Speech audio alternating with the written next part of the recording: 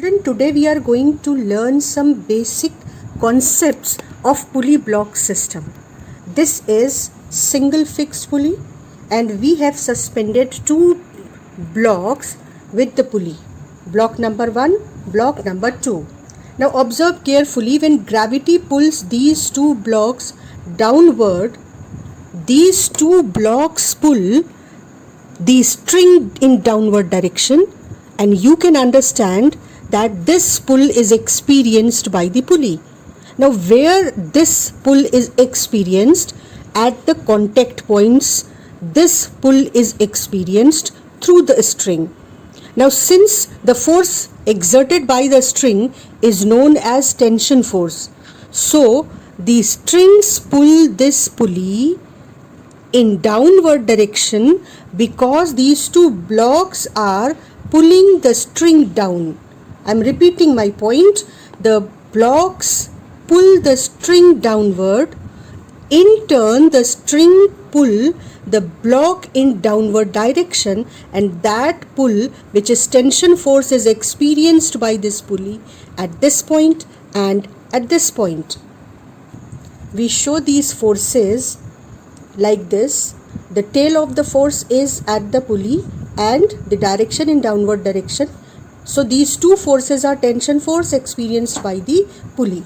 So pulley reacts as these two blocks through the string are pulling the pulley in downward direction. So children, pulley reacts and pulls these two blocks in upward direction through the string. So these two blocks experience equal tension force but in upward direction. And those two tension forces are shown like this. The tail is at the block because application point is here, and direction, that is head, is in upward direction, and same with this block. So now carefully observe the two forces experienced by the pulley and the force experienced by this block and experienced by this block. Now this is Ottwood machine, and in Ottwood machine, one block which may be heavier, when goes down, the lighter block moves up. Now we will see that if this block moves in downward direction by the distance x, then this block will move up with equal distance x. This is characteristic of this single fixed pulley or the Ottwood machine. So we conclude that whenever the blocks are connected with single string, the distance moved by one block in downward direction will be equal to distance moved by other block in upward direction. But the distance moved by the two will be same. In equal time, this block moves x distance, and in the same time this block moves down x distance. So velocity of this block is equal to velocity of this block. So acceleration of this block will be equal to acceleration of this block whenever the blocks are connected with the single string.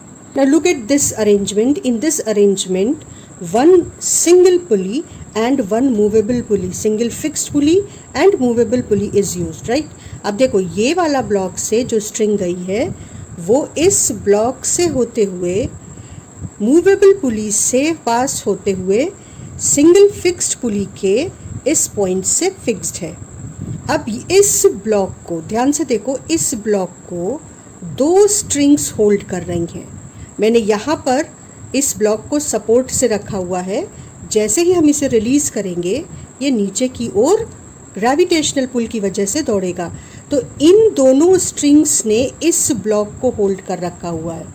तो अगर मैं कहूँ कि इस string का tension और इस string का टेंशन दोनों ने मिलकर इस ब्लॉक के वेट को होल्ड कर रखा है, तो T plus T is equal to weight of this block और gravitational pull of this block.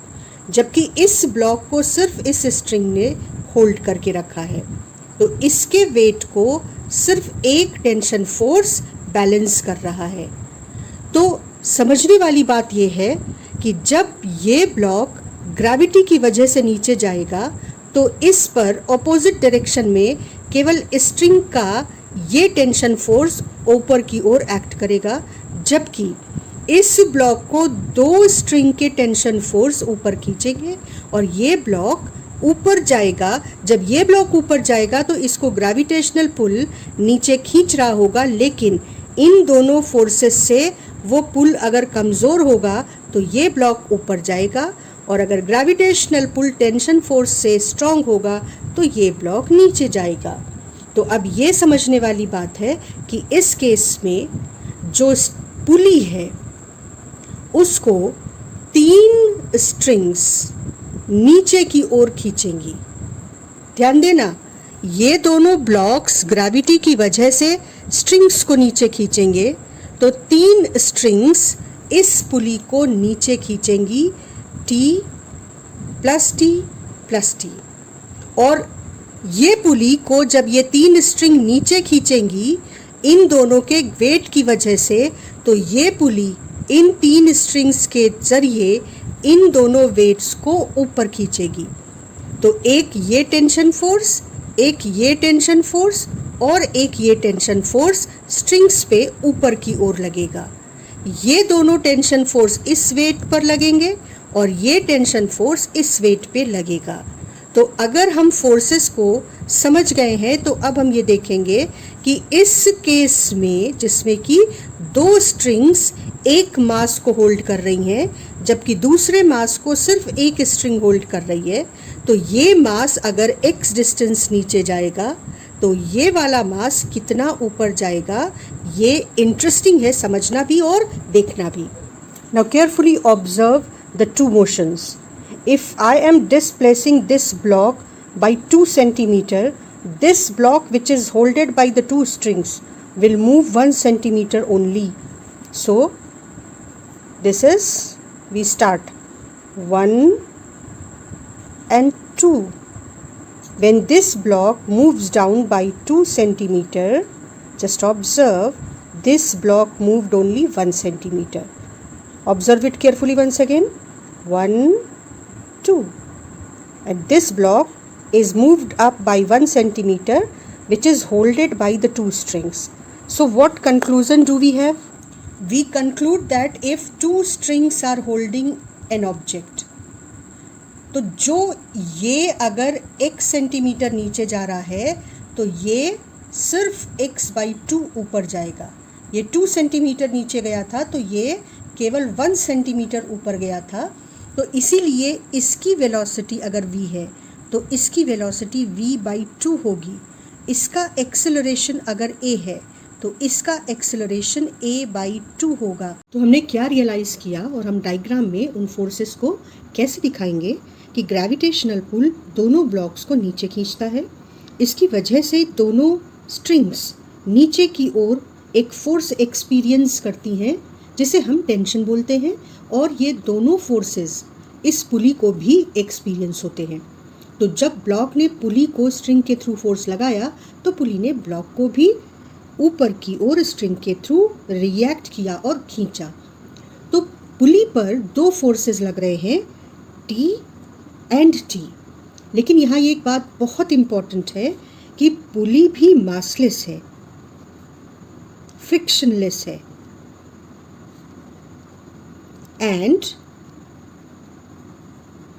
Rope is also massless.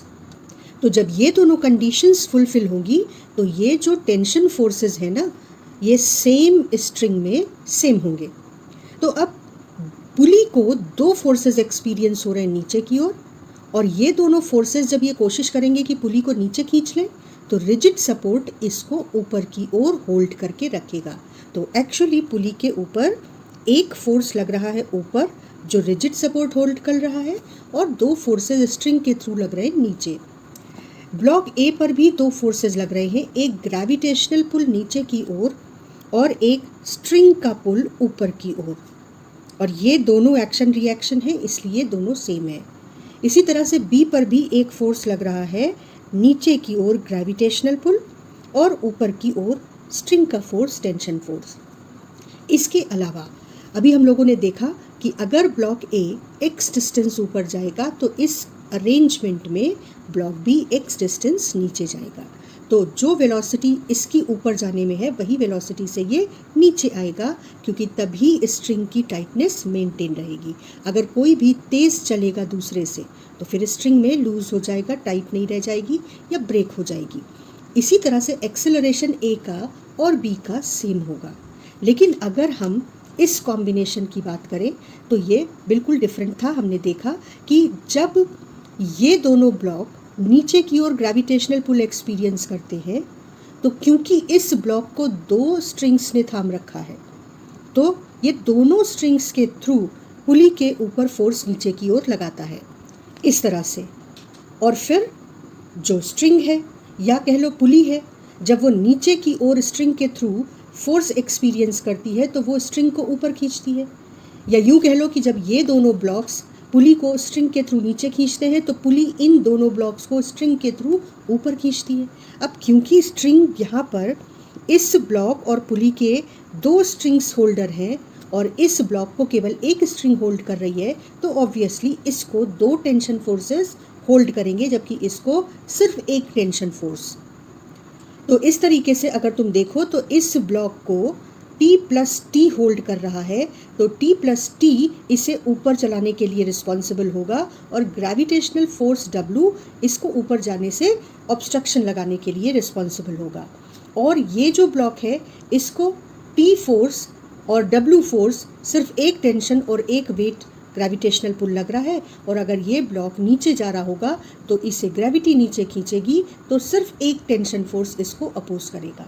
लेकिन सबसे इंटरेस्टिंग बात यहाँ आती है कि अभी हम लोगों ने खुद एक्टिविटी में देखा कि अगर ये ब्लॉक x डिस्टेंस ऊपर जाता है तो ये ब्लॉक 2x डिस्टेंस नीचे आता है। तो हम इसको इस तरीके से कंक्लूड करेंगे कि दो स्ट्रिंग्स इस ब्लॉक को होल्ड कर रही हैं। तो जब ये x डिस्टेंस ऊपर जाएगा तो ये 2 टाइम्स x नीचे आएगा। अगर इसे 4 स्ट्रिंग्स होल्ड कर रही होती तो जब ये x डिस्टेंस ऊपर जाता तो ये 4x डिस्टेंस नीचे आता। तो इस पॉइंट को सब नोट कर लेंगे, क्योंकि इस तरह के क्वेश्चन में अगर इस ब्लॉक की वेलोसिटी v है तो इस ब्लॉक की वेलोसिटी 2v हो जाएगी। अगर इसका एक्सेलरेशन a है तो इस ब्लॉक का एक्सेलरेशन 2a हो जाएगा। तो ये एक्सेलरेशन दोनों का अलग अलग होगा अगर इस तरीके से एक ब्लॉक को केवल एक स्ट्रिंग होल्ड करेगी जबकि दूसरे ब्लॉक को दो स्ट्रिंग्स मिलके होल्ड करेगी। ये चीज़ इंपॉर्टेंट है जो इक्वेशन बनाते समय हमको भूलनी नहीं है। तो अब हम तैयार हैं अपने अगले क्लास में पुली और मास के क्वेश्चंस करने के लिए।